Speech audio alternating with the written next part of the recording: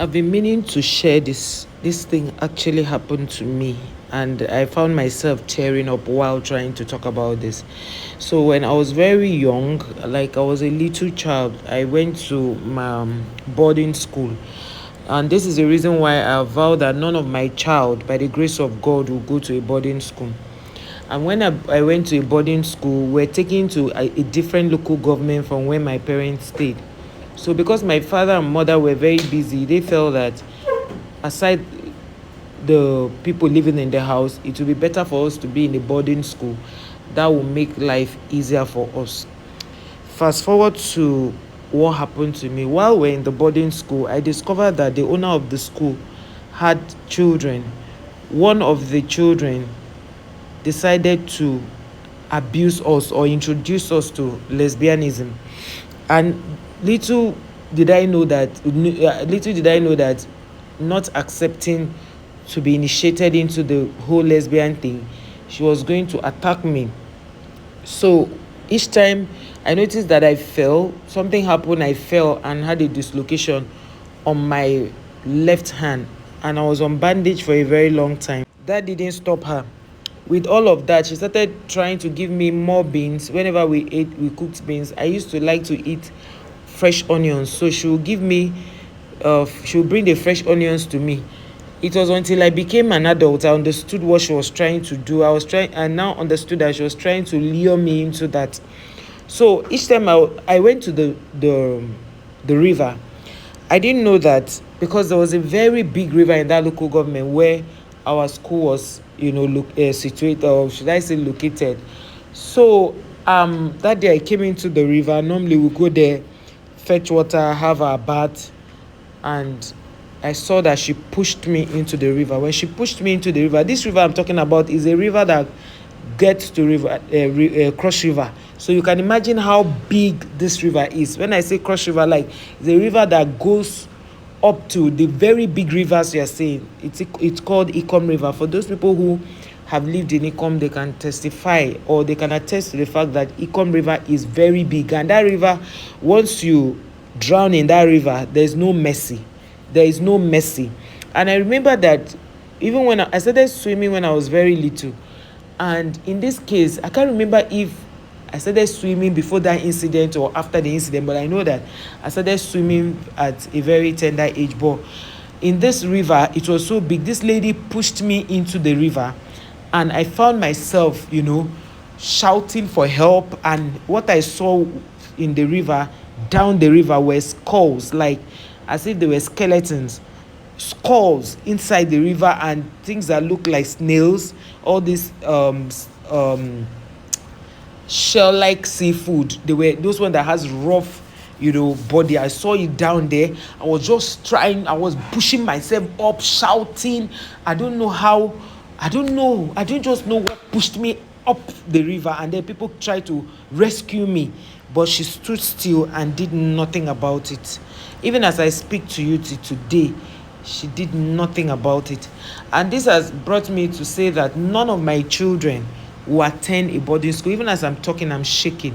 When people talk about bullying in school, my own case was not just bullying because they just wanted to bully me. It was the owner of the school, because it was a private school. The owner of the school, the daughter, that tried to, initiate me into that. And because I was stubborn and I didn't agree, I refused to accept to what she wanted to do.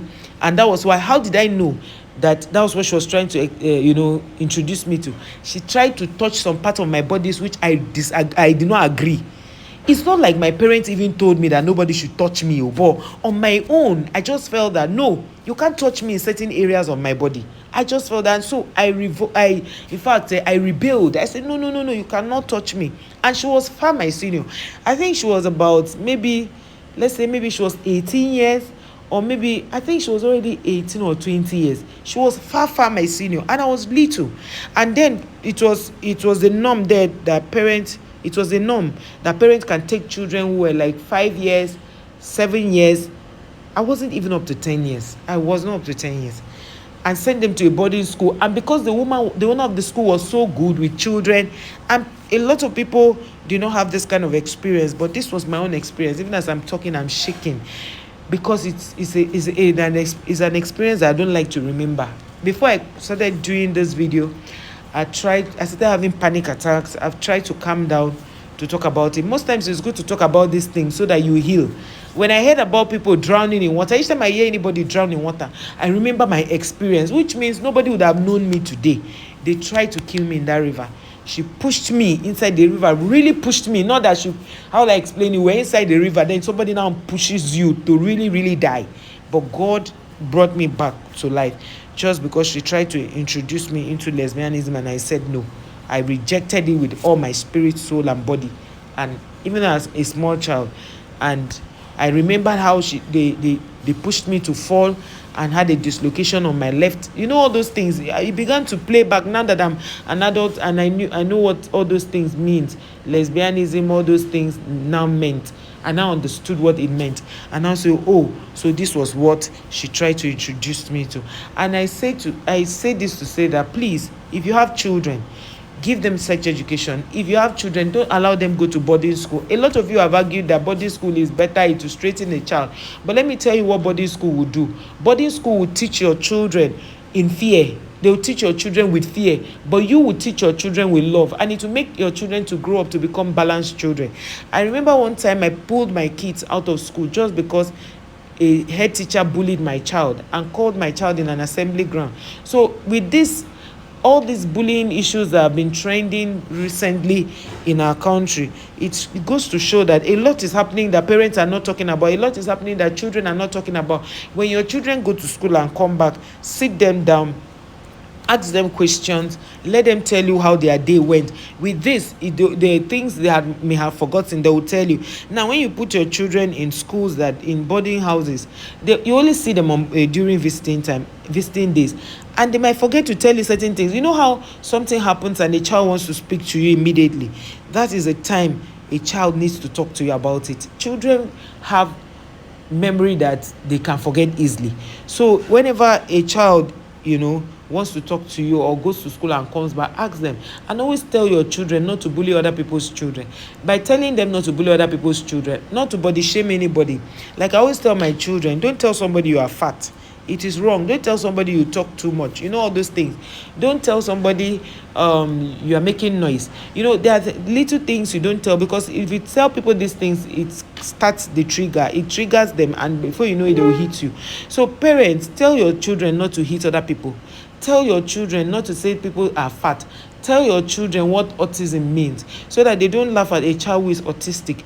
Tell your children to be kind. That kindness is good. When you tell your children to be kind, let them use the words like the words of affirmation. Let them learn to be kind to other people. Let them say the words like the magic words, excuse me, please, thank you, can I, all those kind of words. It's going to really help. So if you can imagine that this thing that I'm talking about happened over 20 years ago, but I still remember, I still feel goosebumps talking about it. I still say no to people staying in. I've read so many things today about bullying in schools, how seniors will give their underwears that they have menstruated on for other children to watch for them, to wash it. Children who are maybe 10 years old, 11 years old, and 12. That is not nice. So let us, stay with our children, because if you correct your child, you will correct that child in love. Imagine that boarding school is a place where children from different homes, from dysfunctional homes, coming to pour all those anger on your children. Your children will now grow up becoming bitter children because they were bullied and they were taught with bullying. So imagine that all these seniors who bullied who bullied people both in university, secondary school, and primary school are now mothers. Imagine how they are now the ones raising bullies, because a bully will not just grow up one day. It starts from the home. So when you see children bullying other people's children, find out how their home is. If their home is hostile, that's definitely those children will grow up in that kind of environment and they'll bring it to school. So I say no to bullying. I stand with every parent that their children have been bullied, and I said they should stand up for their children. Never allow your children tell you somebody bullied them and you keep quiet. When I tell my children, if people hit you, hit them back. Because over time I preach to them that they should not hit back, but right now the bullying is becoming too much.